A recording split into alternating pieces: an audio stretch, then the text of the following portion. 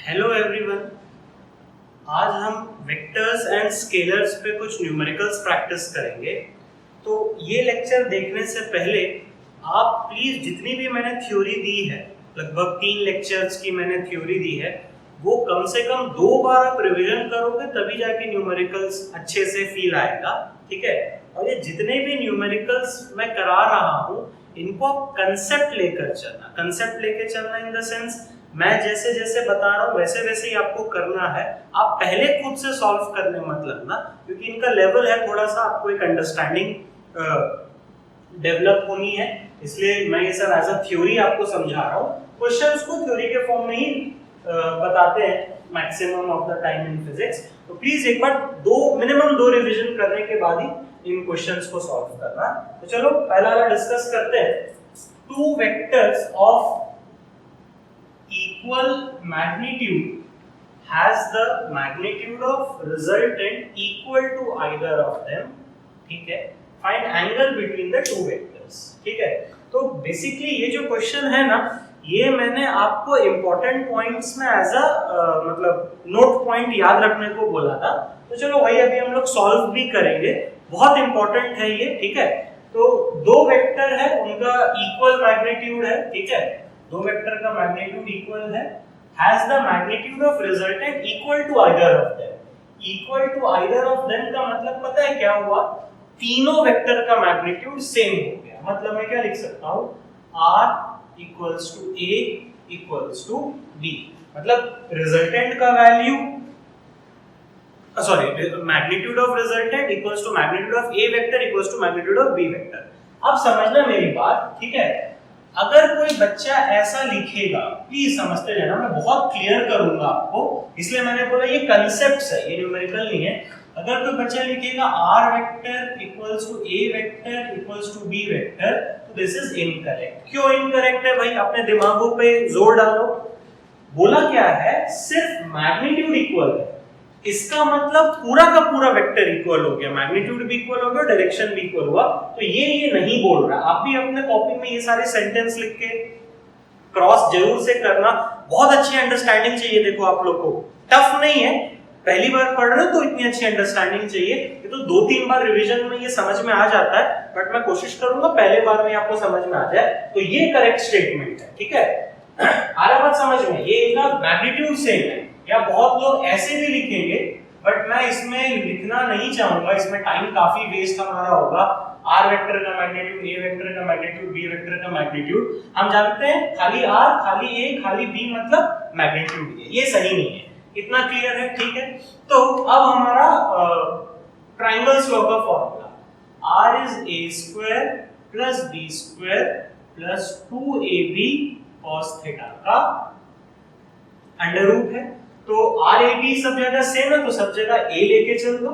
r की जगह a लिख दिया, a square plus a square plus 2a square क्या cos थीटा का अंडर। ठीक है। तो ये क्या कर दो, स्क्वायरिंग कर दो, चलो कोई दिक्कत नहीं है।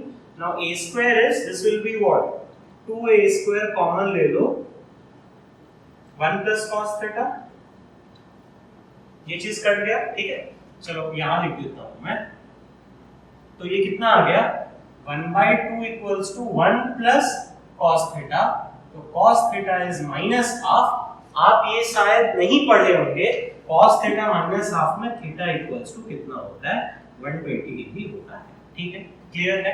आप मैथ्स में पढ़ोगे, जब आपको मैथ्स की क्लासेस शुरू हो जाएंगी, ट्रिग्नोमेट्री में आप लोग को ये सब 120 डिग्री के बारे में भी पढ़ाया जाएगा।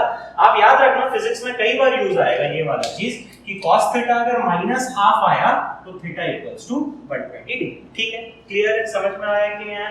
तो बहुत सिंपल सा तरीका था, बहुत सिंपल सा प्रोसेस था। क्या गिवन है वो मैं लिख लिया, क्या नहीं हो सकता है। ठीक है। ये नहीं हो सकता है, फिर ट्रायंगल्स लॉ में पुट करके फिर मैंने क्या किया, सिंपलीफाई कर लिया। ठीक है। तो देखो ये सवाल को ना मैक्सिमम ऑफ द स्टूडेंट्स इसी तरीके से करते हैं, बट मैं कुछ और अच्छा अप्रोच आपको बताता हूं। ठीक है। और अच्छा, बहुत अच्छा अप्रोच मैं आपको बताता हूं। देखो, ट्रिक बोल लो या अच्छा शॉर्टकट बोल लो, तीनों वेक्टर का मैग्नीट्यूड सेम है। तो सुनते जाना, मैं अगर बनाऊंगा A vector, B vector and this is what? R vector. Triangles law बनाए भाई, A और B same order, R opposite order, तीनों का वैल्यू सेम, ये क्या बन गया? इक्विलैटरल ट्रायंगल बना, ठीक है। इक्विलैटरल ट्रायंगल में अंदर का एंगल कितना होता है? 60 60 60, ठीक है, क्लियर है। लेकिन याद करो भाई, A और B के बीच का एंगल, A और B के बीच का एंगल तो ये होगा ना, थीटा। तो ये एक स्ट्रेट लाइन है, सो theta is what? 180 minus 60, that is how much? 120. Are you getting this? पकड़ में आया कि नहीं कंसेप्ट? बहुत सिंपल है भाई, बिल्कुल भी आपको घबराना नहीं है, डरना नहीं है। Triangles law, A vector, B vector, R vector, तीनों का वैल्यू सेम है, इसका इसका इसका, तो ये तीनों साइड सेम हो गए। तीनों साइड सेम हो गए तो क्या बन गया? इक्विलैटरल ट्रायंगल बन गया। इक्विलैटरल ट्रायंगल में अंदर का एंगल कितना होगा? 60 डिग्री हो गया। तो A और B के बीच का 60 नहीं होगा, हम इसको ऐसे एक्सटेंड करते हैं और A और B के बीच का एंगल ये होता है। तो 180 minus 60 is how much? 120 degree. Clear है? आपके मन में ये सवाल जरूर आ रहा होगा, सर हम ऐसा नहीं सोच पाएंगे, या सॉरी ऐसा अभी नहीं सोच पा रहे हैं, आई एम सॉरी, हम ऐसा नहीं सोच पा रहे हैं, ये कैसे क्लिक किया? तो यार इसी को हम लोग प्रैक्टिस बोलते हैं, इसी को हम लोग हार्डवर्क बोलते हैं। आप प्रैक्टिस करते जाओगे, 4-5 बार रिवीजन हो जाएंगे, टेस्ट्स दे दोगे, मटेरियल सॉल्व कर लोगे, तभी आपके अपने दिमाग में भी क्लिक करेगा। यही डिफरेंस आएगा एंट्रेंस में, कि एंट्रेंस में जो बच्चे ने कम प्रैक्टिस की है वो ऐसे सॉल्व करेगा, जो बच्चे ने ज्यादा प्रैक्टिस की है या जो थोड़ा सा स्मार्ट है, उसने मेहनत की है, कांसेप्ट्स को याद रखा है, वो फटाफट ऐसे कर सकता है। अभी के लिए यू नीड नॉट पैनिक, बिल्कुल घबराना नहीं है, एकदम आराम से आपको ये चीजें समझनी है। आप न्यूमेरिकल सॉल्व नहीं कर रहे हो, आप टेस्ट नहीं दे रहे हो, आप थ्योरी ही पढ़ रहे हो, ठीक है, समझ में आ रहा है। 2 पे आते हैं। 2 vectors have magnitude in the ratio 3:5, ठीक है भाई, कोई दिक्कत नहीं है, and angle between them is 60 degree, ठीक है, चलो कोई प्रॉब्लम नहीं है। तो चलो A का वैल्यू 3x ले लिया, B का वैल्यू को 5x ले लिया, थीटा कितना हो गया? 60 डिग्री, ठीक है, क्लियर है। If the value of resultant is 35, तो R का वैल्यू कितना है? 35। अगेन देखो, A वेक्टर को 3x नहीं लिख सकते, चलो बता दे रहा हूं, आप लोगों को समझ में आ गया होगा। A vector is 3x, wrong. B vector is 5x, wrong. अरे भाई वेक्टर में पूरा डायरेक्शन होगा, ये तो सिर्फ हम लोग का वैल्यू बोल रहा है, 3x 5x ये वैल्यू है। अगर कोई बच्चा ऐसे लिखेगा r वेक्टर इक्वल्स टू 35, तो दिस इज आल्सो रॉन्ग, क्योंकि 35 सिर्फ वैल्यू है और r वेक्टर मतलब पूरा वेक्टर। आ रहा है समझ में? रिवाइज कराते हुए चल रहा हूं, ठीक है। अब इतना तो अपने को गिवन था, तो magnitude of each vector find करना, तो कोई प्रॉब्लम नहीं है भाई। r is a² + b² + 2ab cos theta का अंडर रूट, r की जगह 35 डाल दो, a² 9x², b² 25x² + 2 3x 5x cos कितना? 60, ठीक है, क्लियर है। सिंपलीफाई कर लेंगे, कोई दिक्कत नहीं है। 35 इक्वल्स टू, अंडर रूट को मत खोलो अभी, ये अच्छा सॉल्व हो जाएगा। तो 25 + 9s 34x², और ये कितना हो गया भाई? cos 60 is 1/2, तो ये 2 कट जाएगा। आ रहा बात समझ में? मैं डायरेक्टली लिख रहा हूं, तो 5 × 15 15x², तो 35 इक्वल्स टू 49x² का under root, so 35 equals to what? 7x, तो x इक्वल्स टू 5।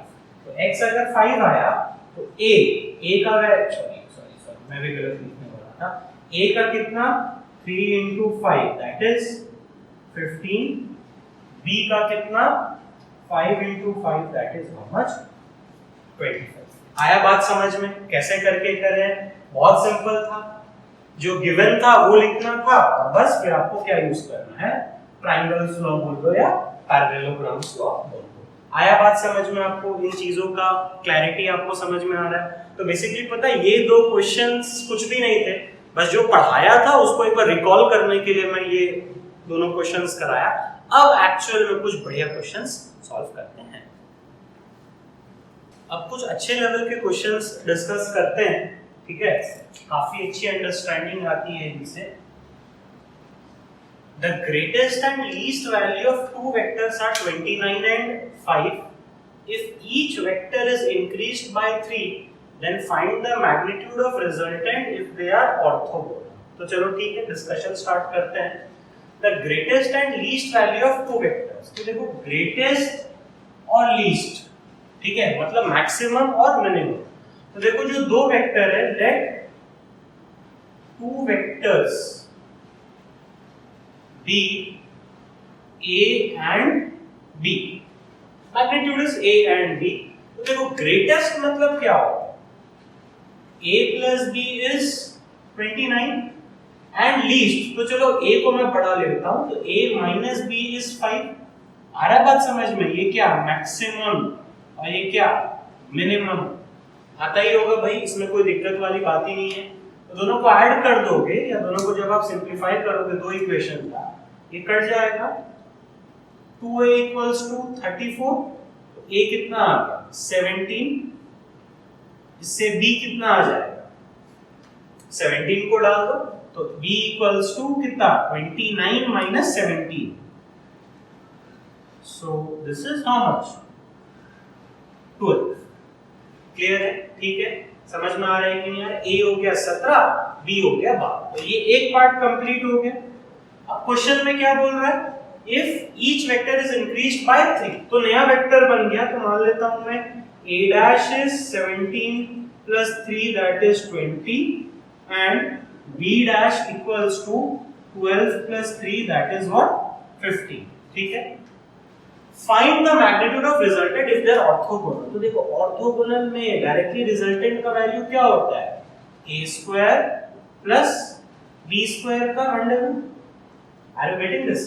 तो a मतलब a डैश का मैग्नीट्यूड, आ रहा बात समझ में, वेक्टर का मैग्नीट्यूड 20 हो गया और 15 हो गया, 3 बढ़ गया, तो this is 20 square plus 15 square का अंडर रूट। तो जब आप इसको सिंपलीफाई कर दोगे तो 625 का अंडर रूट आ जाएगा, दैट इज 20। तो ये सब आपको याद रखना चाहिए, मैथ्स में बहुत जल्दी कर पाओगे एंट्रेंस में कि 20 स्क्वायर 15 स्क्वायर का अंडर रूट इज व्हाट 25। आया आपको ये सवाल समझ में? बहुत इजी सवाल था, दो पार्ट्स थे, दो वेक्टर a b, मैक्सिमा का concept a plus b, minima का कांसेप्ट a माइनस b। तो a और b निकाल लिया हमने। अब उसके बाद second part of the question क्या बोला, उसके बाद second part of the question हमको ये बोला कि उनको 3 से बढ़ा दिया गया, तो 17 से 20 हो गया और 12 से 5 हो गया।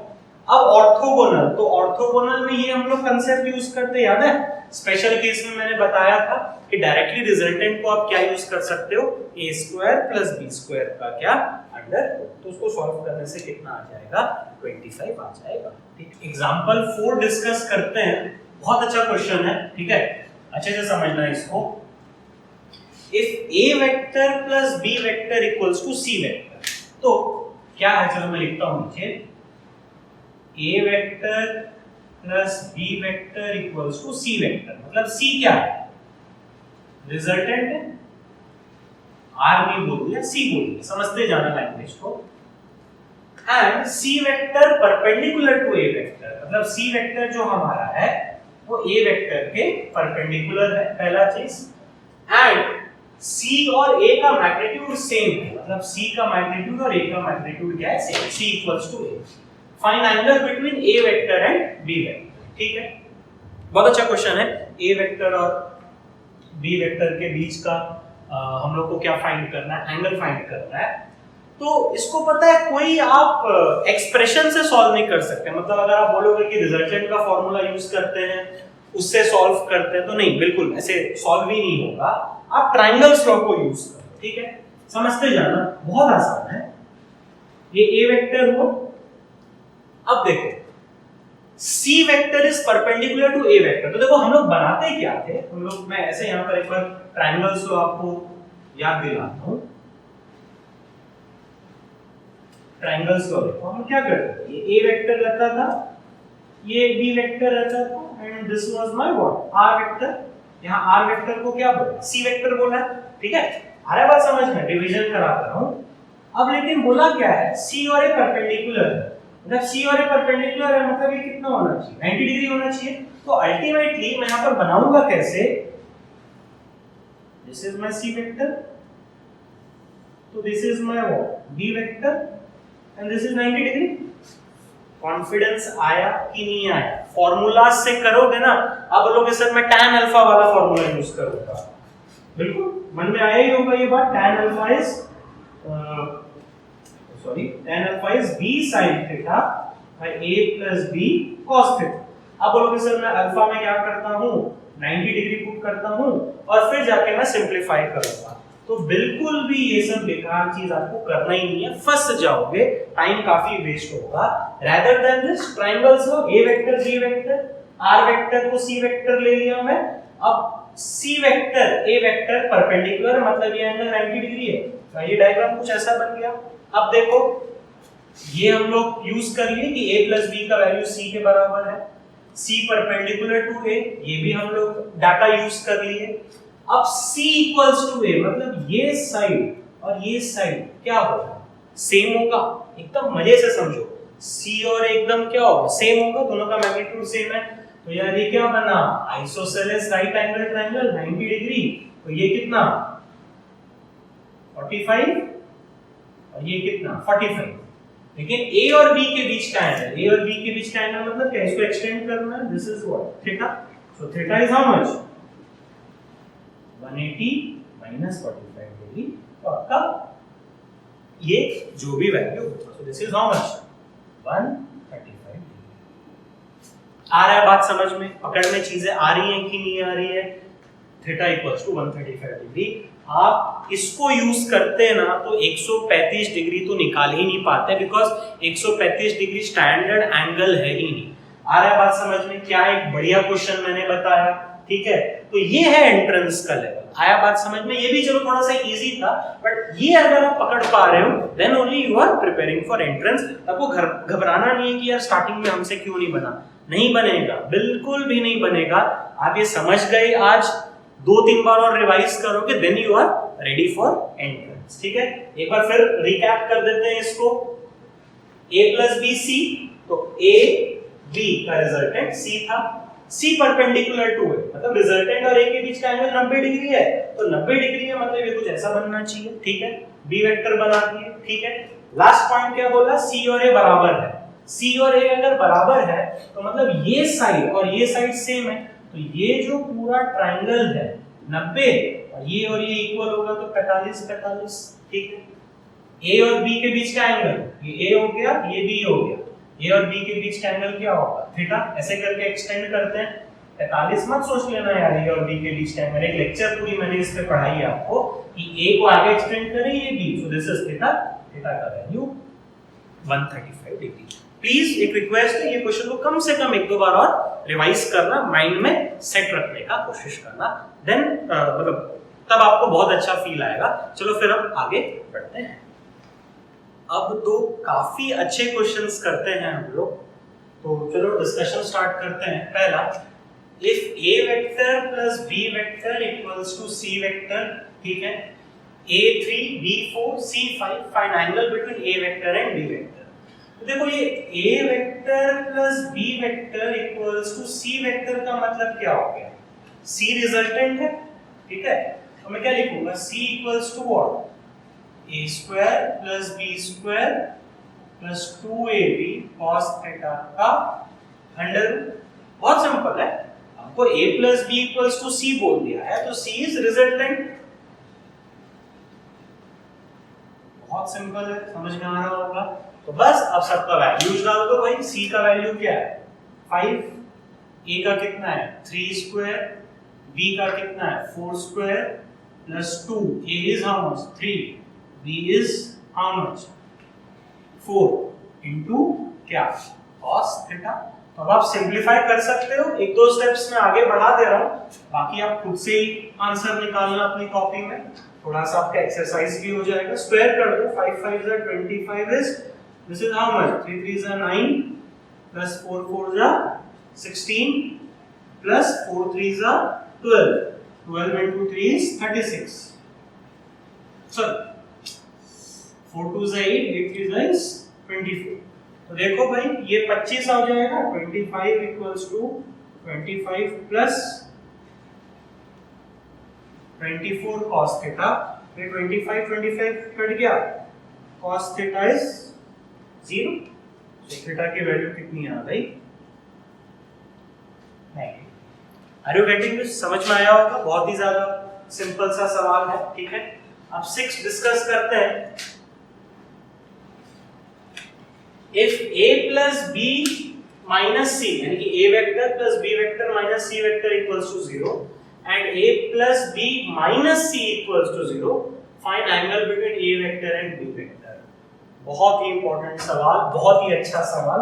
चलो समझते हैं। देखो a plus b minus c equals to 0 है, तो मैं क्या लिखूंगा?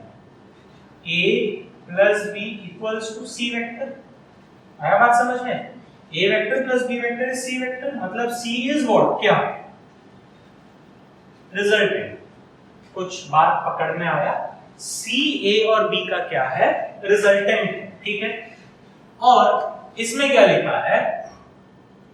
a plus b minus c equals to 0, तो इससे क्या आ गया? a plus b equals to c।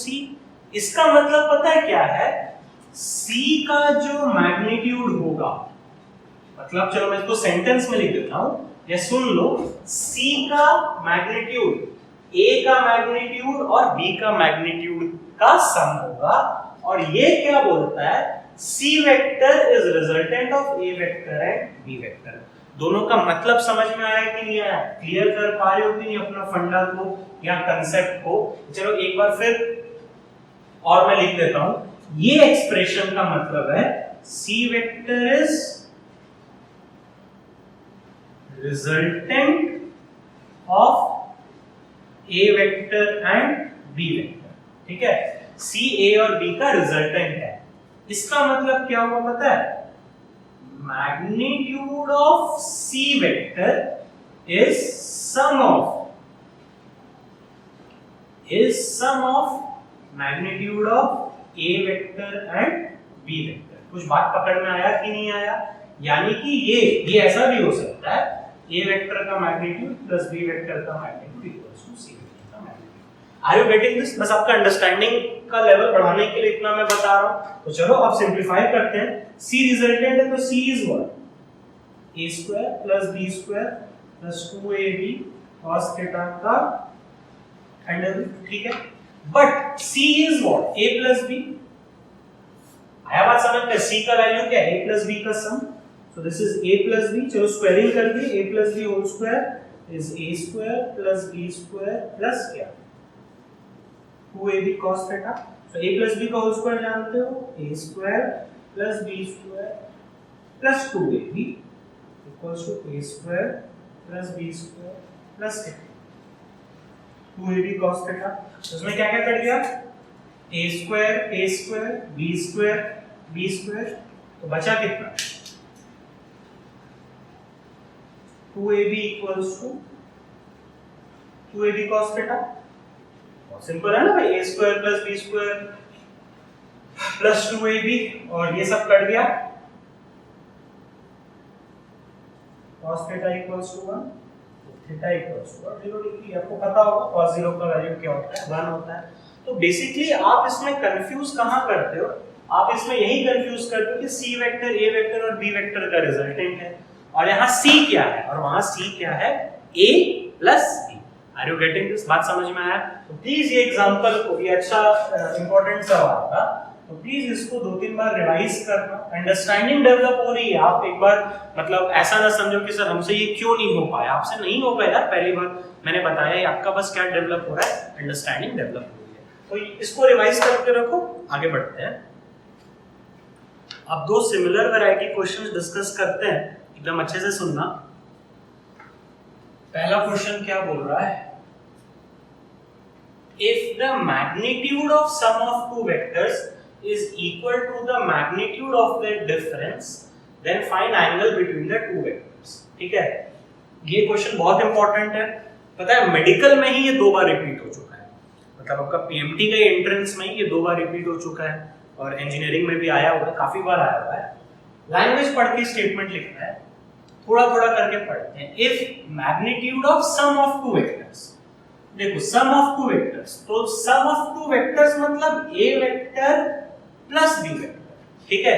आप बोलोगे sir sum of two vectors का मतलब a प्लस बी, नहीं, सम ऑफ टू वेक्टर्स मतलब a vector plus b vector. Language समझ में आया? चलो अच्छे से भी पढ़ लेते हैं, कोई दिक्कत नहीं है, पूरा कॉन्फिडेंस आना चाहिए। ये क्या मतलब है? This is sum of two vectors. एकदम मैं मेहनत से आराम से आपको बता रहा हूं, कोई दिक्कत वाली बात नहीं है। ये मैं क्या बोलूंगा? Sum of magnitude of two vectors, ठीक है भाई, क्लियर हो गया होगा, कोई दिक्कत वाली बात नहीं आई होगी, ठीक है। क्या बोल रहा है? If the magnitude of sum of two vectors, तो sum of two vectors is this, उसका मैग्नीट्यूड ये, ठीक है, is equal to the magnitude of the difference. Difference मतलब a vector minus b vector, vector का difference a vector minus b vector हुआ। अगर बोलता डिफरेंस ऑफ द मैग्नीट्यूड तब a माइनस b लिखते। आया बात समझ में? ठीक है, is equal to the magnitude of the difference, तो डिफरेंस का मैग्नीट्यूड। ये स्टेटमेंट समझ पाए कि नहीं समझ पाए? कैसे वो क्वेश्चन पढ़ के लैंग्वेज लिखना है? बार बार बोल रहा हूं, सम ऑफ टू वेक्टर्स मतलब this, sum of magnitude of two vectors मतलब this, similarly difference of two vectors. चलो लिख देते हैं, आप लोगों को समझ में आना चाहिए बस। Difference of two vectors is a vector minus b vector, या जो भी, और आपको बोलेगा difference of magnitude of two vectors, तो that is a minus b। थोड़ा सा क्लियर हो गए होंगे चीजों को? ये सवाल तो बन जाएगा, बट आगे की भी चीज आपको क्लियर होनी चाहिए। अब देखो इसका मैग्नीट्यूड और इसका मैग्नीट्यूड सेम है, तो सॉल्व करना है। तो चलो करते हैं। a प्लस b का mod is a square plus b square. अब ये पूरा मैथ्स है, पता है। a माइनस b का mod is a square plus b square minus 2ab cos theta. Squaring कर दो, ab स्क्वायरिंग करके ये कट जाएगा, थोड़ा डायरेक्टली लिख देता हूं, कंफर्टेबल हो, ठीक है, कोई दिक्कत नहीं है। This is 2ab cos theta is what? minus 2ab cos theta, ठीक है। अब इसके बाद आप बिल्कुल कंफ्यूज हो जाओगे, मैथ्स की चीजें हैं, सुनते जाना मेरी बात। मैं क्या बोलता हूं, ये तो आया, मैंने ये लिख दिया था, ये लिख दिया था a प्लस b का मैग्नीट्यूड और a माइनस b का मैग्नीट्यूड, ठीक है। तो ये स्क्वायरिंग भी हट गया, और फिर देखो ये कट जाएगा, कुछ स्टेप्स मैंने डायरेक्टली लिख दिए। तो अल्टीमेटली बचेगा क्या? 2ab cos theta equals to क्या? माइनस 2ab cos थीटा, ठीक है। 2ab cos theta equals to what? Minus of 2ab cos theta. अब देखो दो सॉल्यूशन है, मैथ्स का चीज है। वो एक बच्चा क्या करेगा कि ये पूरा काट देगा, ठीक है, बोलेगा सर 1 इक्वल्स टू माइनस 1, है ना। 2ab cos theta, 2ab cos theta cut गया, 1 इक्वल्स टू माइनस 1। तो क्या ये पॉसिबल होता है? नहीं भाई, ये पॉसिबल नहीं होता है। तो हम इसको ऐसे सॉल्व नहीं करेंगे, प्योरली मैथ्स का चीज है भाई, मैथ्स भी हम पढ़ रहे हैं यहाँ पर। तुम बोले सर 2 काट दिए, 2 काट दिए, ab काट दिया, cos थीटा काट दिए, सब काट दिए। आ रहा बात समझ में? मैंने एक ही साथ काट दिया, तो क्या बच गया? यहाँ 1 इक्वल्स टू माइनस 1, तो ये पॉसिबल है नहीं, तो हम इसको ऐसे सॉल्व कर ही नहीं सकते। एक्चुअल तरीका क्या है मैथ सॉल्व करने का? इधर ध्यान दो, 2ab cos theta is minus 2ab cos theta. Clear है? बात समझ में आ गया?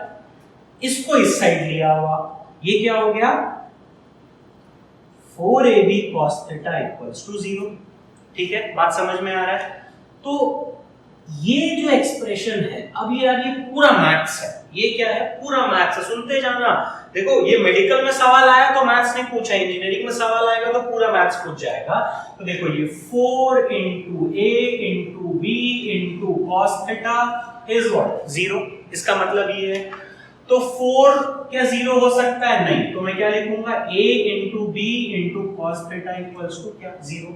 तो ये a into b into cos theta equals to 0 से आपको 3 कंक्लूजन निकलेगा। बात समझना, a का मैग्नीट्यूड 0 हो सकता है, b का मैग्नीट्यूड 0 हो सकता है या cos थीटा 0 हो सकता है। तो cos थीटा अगर 0 है तो थीटा क्या होगा 90 डिग्री। उस सवाल समझ में आया, पकड़ में आया आपको कि किस लेवल तक हमको जाना है।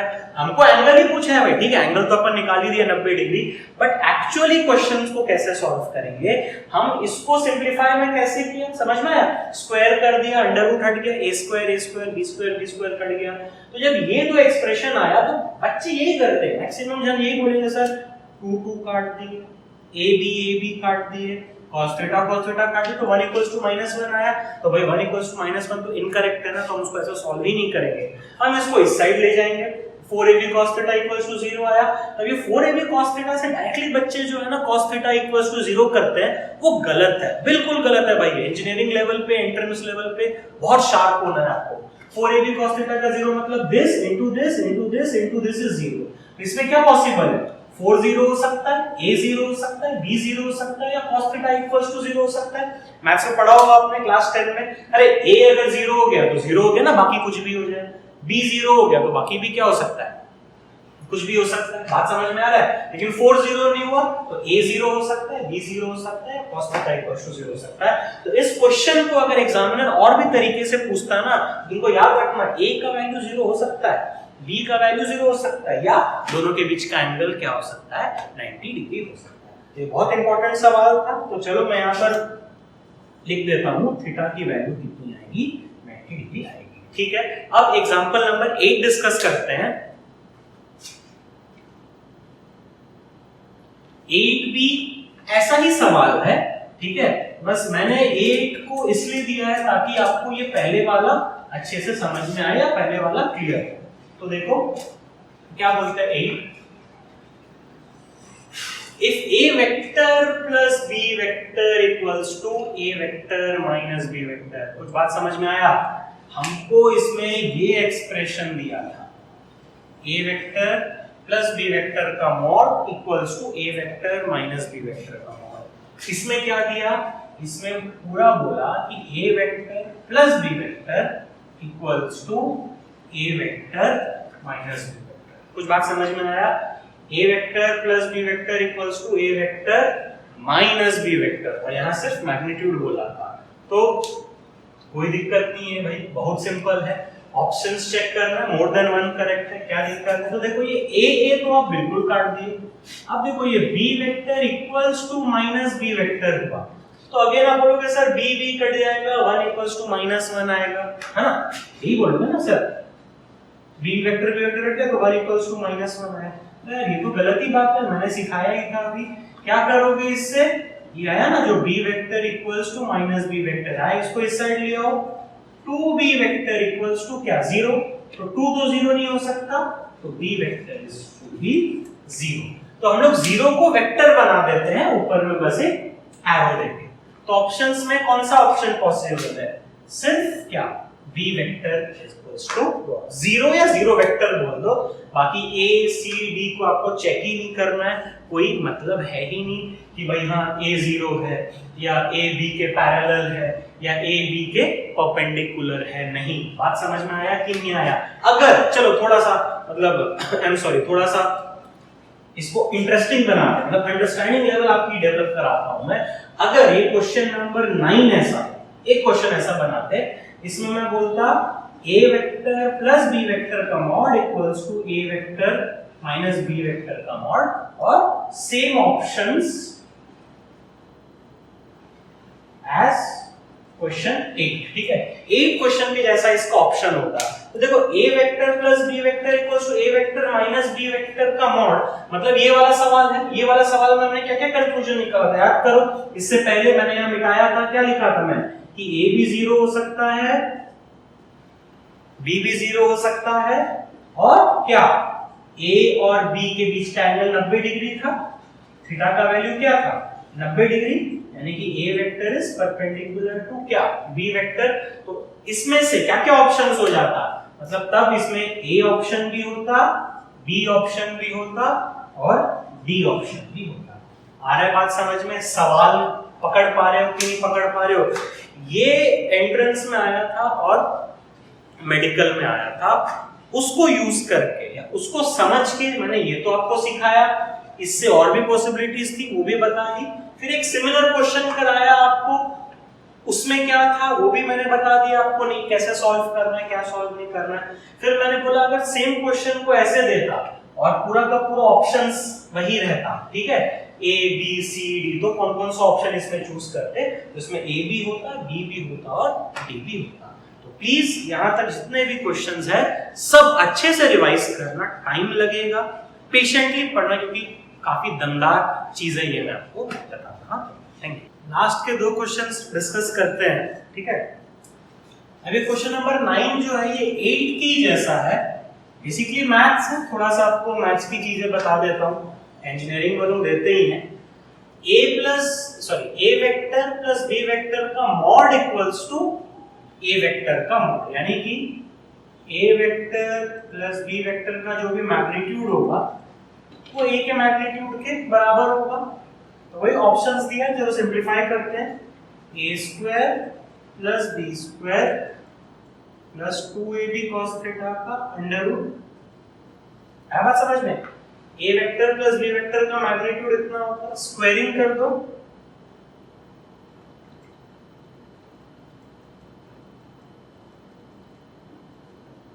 ए स्क्वायर कर लिया। अब देखो सिंपलीफाई कैसे करना है,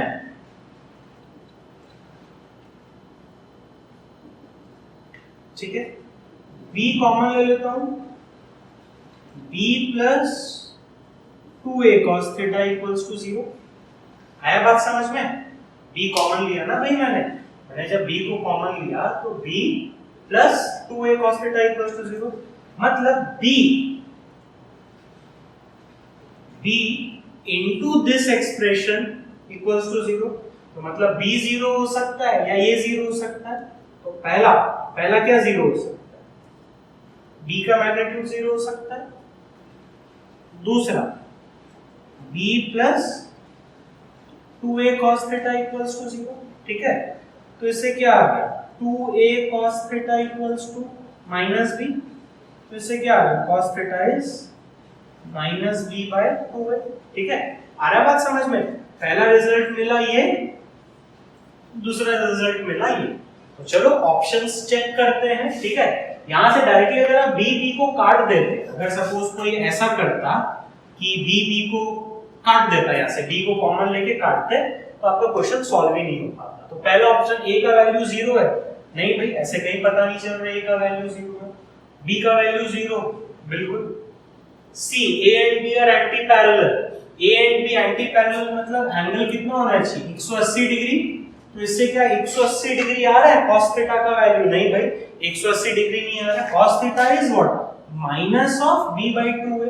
तो cos थीटा अगर -1 आता तो थीटा का वैल्यू क्या होता है, 180 डिग्री होता है, लेकिन cos थीटा कुछ एक वैल्यू आया। तो चलो ठीक है, क्लियर है, हम लोग को पता ही, ठीक है। अब a वेक्टर एंड क्या b वेक्टर परपेंडिकुलर, तो यार ये भी पॉसिबल नहीं है, a vector b vector perpendicular होता तो थीटा का वैल्यू आप क्या पुट करते, 90 डिग्री पुट करते, तो only option b is correct. अब कुछ बच्चे हैं जिनके मन में ये सवाल आया होगा, सर b तो 0 है, या cos थीटा में b को 0 डाल दो तो थीटा आ गया 90 डिग्री। आया ही होगा किसी के मन में, सर b तो 0 आपने निकाला ना, तो b का वैल्यू 0 पुट कर दिए तो ये पूरा 0 हो गया, तो थीटा को 90 डिग्री पुट कर दो। तो माय डियर स्टूडेंट्स याद रखो, ये भी मैथ्स की चीज है, आइदर ये होगा या ये होगा, आप दोनों को कंबाइन नहीं कर सकते, ठीक है। और आइदर b इक्वल्स टू 0 हुआ मतलब ये एक सॉल्यूशन है, b 0 के लिए चेक करो, हाँ भाई ठीक है। और एक सॉल्यूशन क्या, cos theta is minus b by 2 है, आप यहाँ पर b को 0 मत डालना। छोटी छोटी मैथ्स की चीजें हैं, बेसिक चीजें हैं, आपको डाउट आ रहा होगा इसलिए मैं बता रहा हूँ, आपको लग रहा होगा कि नहीं भाई चलो b को क्या कर दिया, 0 डाल दिए, b को 0 डाल दिया तो cos थीटा 0, तो एक ऑप्शन ये भी होगा, नहीं एक पॉसिबिलिटी b अगर 0 हुआ और एक ये पॉसिबिलिटी, दोनों को आप रिलेट करके थर्ड चीज नहीं निकाल सकते, ठीक है। अब लास्ट क्वेश्चन पे आते हैं, ये आपका सिंपल है, मैथ्स है, ये आपको HC वर्मा बुक में दिया हुआ है एग्जांपल में, मैं थोड़ा सा बता दे रहा हूँ, इस टाइप के क्वेश्चंस बहुत लोग स्कूल एग्जाम्स में देंगे या कई सारे रेफरेंस बुक में मिलेंगे, बट उतना इंपॉर्टेंट नहीं है, सिंपल मैथ्स है। ठीक है, तो चलो क्या है, 5 मीटर 37 डिग्री बना रहा है, फिर 3 मीटर गया, फिर 2 मीटर गया, तो बोल रहा है find magnitude of the resultant. तो समझना है, ये एक वेक्टर, ये एक वेक्टर, ये एक वेक्टर, रिजल्टेंट का मैग्नीट्यूड निकालना है। तो पॉलीगॉन्स लॉ के हिसाब से ये 5 मीटर है, तो हम क्या करेंगे, इसको लेकर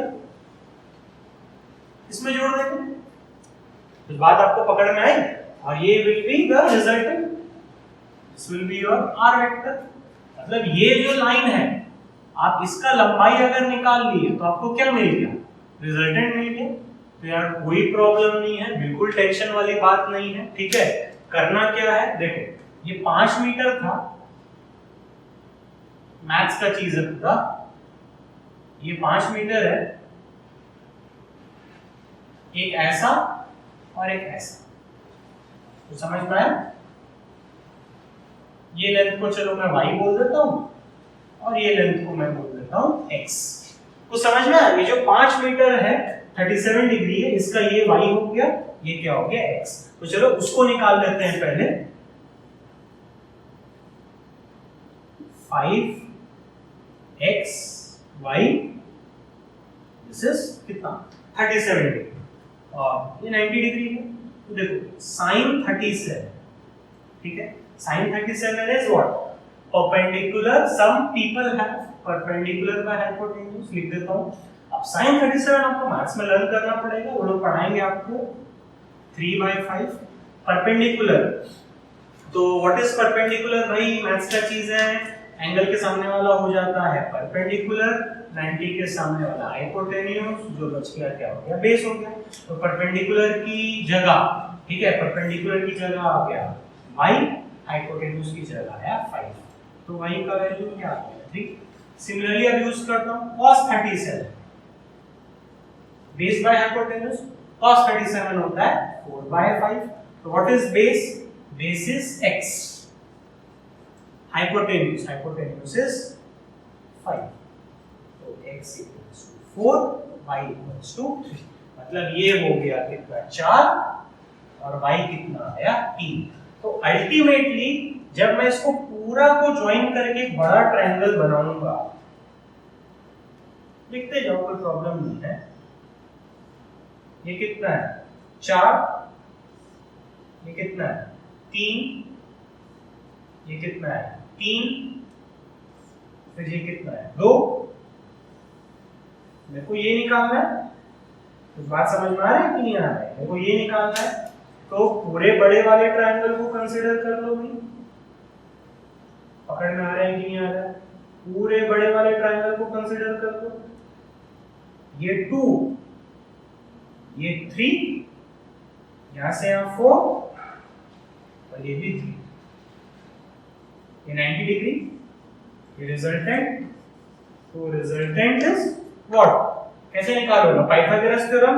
ये कितना है 5, ये कितना है 7, 5 स्क्वायर प्लस 7 स्क्वायर का अंडर, तो जो भी वैल्यू आएगी। आ गया बात पकड़ में। तो मैथ्स की चीजें थी, स्कूल में दे देगा, बहुत सारे रेफरेंस बुक्स में आपको ये मिलेंगे, इसलिए मैंने ये आपको बताया है। ये सवाल 9 वाला अच्छा था, कंसेप्चुअल था, ये बस सिंपल मैथ्स का चीज है। एचसीवी में थोड़ा सा लेंथी तरीके से किया है, आप ऐसे कर लेना, इजी है, वो गलत नहीं है। उन्होंने एक अलग पैटर्न फॉलो किया, मैंने भी अलग पैटर्न फॉलो करके बताया है। समझ में आया ना, ये 5 था, ये 3 था, ये 2 था। तो इसका रिजल्टेंट का मतलब क्या करना है, इसका रिजल्टेंट का मतलब ये पॉइंट को ये पॉइंट से जोड़ दो तो वो रिजल्टेंट होगा। फिर मैंने क्या किया यार, ये 5 को तोड़ दिया इसमें। आप सोचोगे सर ये 5 और ये r पैरेलल होगा, नहीं, ये दोनों पैरेलल नहीं है। ये 5 कुछ ऐसे है, ये r कुछ ऐसे है। ये 4 हो गया, ये 3 हो गया, तो वही 4 3, ठीक है, ये 3 ये 2, तो इसको ज्वाइन कर दिए। अब ज्वाइन करने के बाद बड़ा वाला ट्रायंगल में क्या लगाना है, पाइथागोरस थ्योरम। ये दोनों हो गया 7 और ये दोनों हो गया 5, that is 7 square plus 5 square का अंडर। तो प्लीज यहां तक सारे क्वेश्चंस, करीबन हमने 10 क्वेश्चंस किए हैं, 10 के 10 बहुत इंपॉर्टेंट है। आराम से टाइम लेकर अच्छे से सारी चीजें रिवाइज करना। हम लोग ने अभी तक पूरा न्यूमेरिकल भी कंप्लीट कर दिया, थ्योरी भी कंप्लीट कर दिया।